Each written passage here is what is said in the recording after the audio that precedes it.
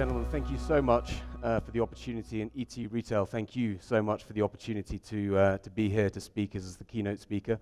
It's an absolute honor, and I can't believe how beautiful Bangalore is. At least from my bedroom window last night, this morning I looked out and I saw the beautiful forests outside, and it's a truly magical place. I look forward to exploring it over the next few days. So, thank you all.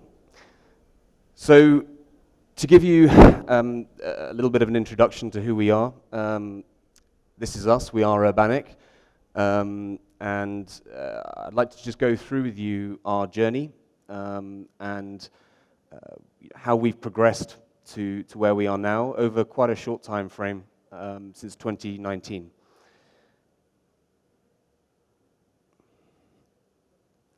So, to start with a little bit of a flavor, trying to go back.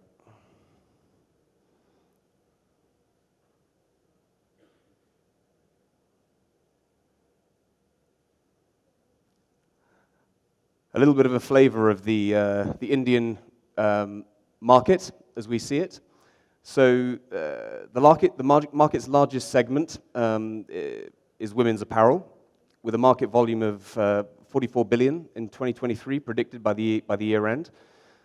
In relation to the total population numbers, per person revenues of $67.95 are predicted to be generated in 2023.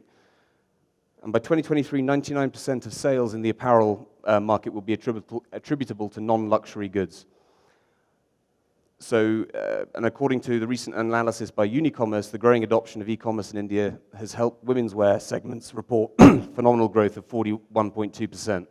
So really, India is a market of huge opportunity in the space we operate in. So who are we? We are a British brand, born in 2019, and we are a next-generation e-commerce and fashion brand, bringing sustainability and creativity via the use of advanced technology. We as a business are fueled by our technology and our AI capacity, and that is how we engage and create a relationship with each of our customers. So it's absolutely integral to how we operate and how we function and develop as a business. We also, apart from India, which was our first market, we are now in Brazil and Mexico. So we have plans to continue expanding in emerging economies, where we see the biggest opportunity to deliver impact and to enfranchise those consumers who traditionally have been disenfranchised from the latest fashion trends at affordable prices at a premium quality. So our journey, as I said, we started in 2019, so not very long ago, and we launched our app here in India in 2019, initially with only 5 categories, and really a minimal awareness or identity within the community. But that is something we've really fought very hard to earn over the last 4 years, and thanks to our customers and the relationship we've built with them via many means, which we'll come on to, we have experienced significant growth in India. So, as of 2022, our revenues were $400 million, which was an exciting growth trajectory from 2019, and 100% year-on-year growth from the year before. As I mentioned, we're in Brazil, India, and Mexico, and our average order value in India is around $30. We now have 10 categories, so we've expanded our offering, which really was as a result of our continual focus on engaging with our consumers and understanding what their needs and wants are. That's the key to what we are building, is the relationship, the reciprocal relationship between URBANIC and our customers, and ensuring that we give them the styles, the quality that they deserve at the right price. So as I mentioned, our plans from here on in, well, we are now well established in India. We're on the same trajectory in Brazil and Mexico. And our next focus in time, probably next year, will be the Middle East, which we see as a huge opportunity. We've also had an exciting rebrand. So it's subtle, but you can see the slight difference, and I'll come on to the relevance of the rebrand. But we've gone from URBANIC to URBANIC, but URBANIC. So the focus is on the U and the R, and really that is to highlight again the absolute focus on reciprocity with our customers.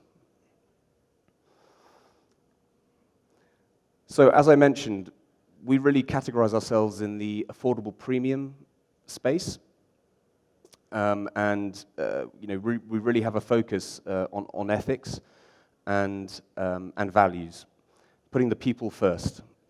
We are only as good as our customers wish us to be, and it's absolutely crucial that we put all of our focuses on delivering to them the latest variety of fashion styles and trends from the UK and Europe at the right price, but crucially with premium quality.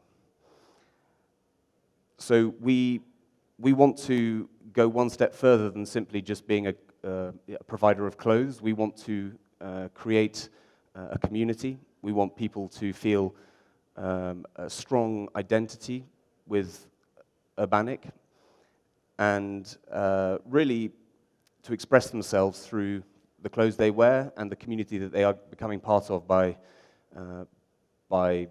buying our clothes. And so we really also, I think, are trying to bring about or are commencing a slight revolution in the industry because of our usage of AI and technology and how that incorporates into the traditional fashion model. And obviously, we have a huge emphasis, aided by technology and AI, on sustainability, and I'll come on to that.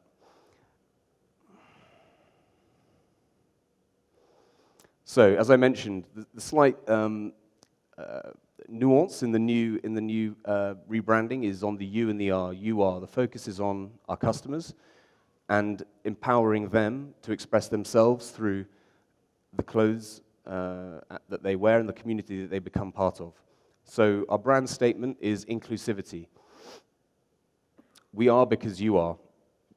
URBANIC will succeed if you allow us to succeed. So we have to absolutely focus on the customer. So what are we? We're natural, vibrant, committed fashion brand that lets you be yourself, and really the liberation element of it as well, to allow traditionally disenfranchised consumers in emerging markets to become part of the global, European fashion trend space, and to express themselves via the huge variety of items that we generate for them. And the other key element, of course, is that part of our philosophy, one of the core tenets of our philosophy as a brand, is that it's not about your sexuality, your race, your political views. This is really about the individual emancipation and liberation, and focusing on the individual rather than any other variables.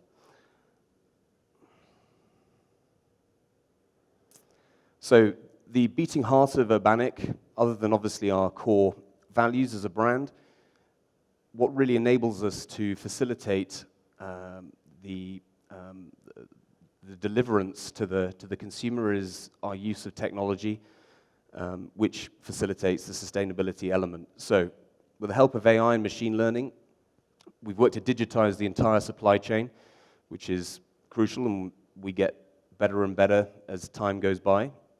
This is a developmental process, but we've digitized the entire supply chain, and that facilitates the reduction of inventory waste and dead stock, which is crucial and a problem that's plagued the retail industry and the fashion industry, and still continues to today.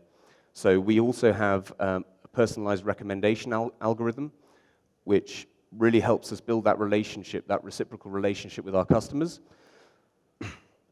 and actually allows us to have much better inventory forecasting, which again feeds into the lack of dead stock. We have very little wastage as a business.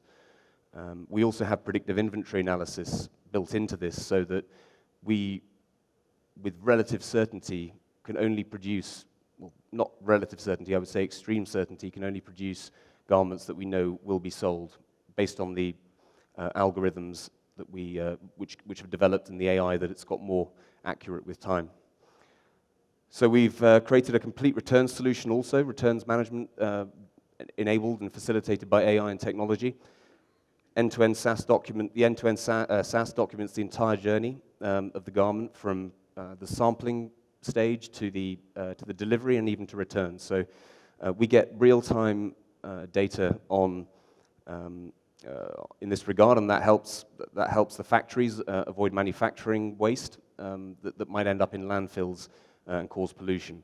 So not only do we enfranchise and really work to understand our consumers, we also work very, very actively and in a similar vein with our manufacturers. So the whole chain is treated in the same manner. We also have completely reduced our use of plastic, and we use biodegradable and recycled materials for our packaging now. That is a trend that we are continuing to work on. It's very hard to be perfect in this space, but we are aiming to lead and to continue to lead in that area. So this is a little picture of our collection post rebrand. And I guess now to sort of come on to our other core focuses as a business, and I think areas that we are going to continue to build upon going forward. Not just obviously growing our customer base, which is crucial, but also giving back to the communities in which we operate. So people and planet are absolutely integral to us as a brand, and we've undertaken a number of initiatives both in India, Brazil, and in Mexico, to really add value in that regard. So not only do we have the eco-friendly packaging, we also do a number of have done a number of charitable initiatives, and we will carry on developing those. Tree plantation drives. I was in Brazil maybe a month ago, launching the reforestation project, which we'll come on to. We use social media, obviously. We have a global supply chain, a vast global community, which is growing every day, which is fantastic. And we leverage that technology again for the benefit of society, to have a positive impact on them, and to clearly earn our right to be a leading brand with the right values. So this is the reforestation project I mentioned a second ago. I was in Brazil, as I said, a month ago, just outside of Sao Paulo, and we've committed as a business to planting 1 million trees over the next 10 years in Brazil. Why did we choose reforestation in Brazil? Well, Brazil, we want to make the biggest impact, and in Brazil, deforestation is one of the largest and most pressing issues. So we have committed to planting 1 million trees.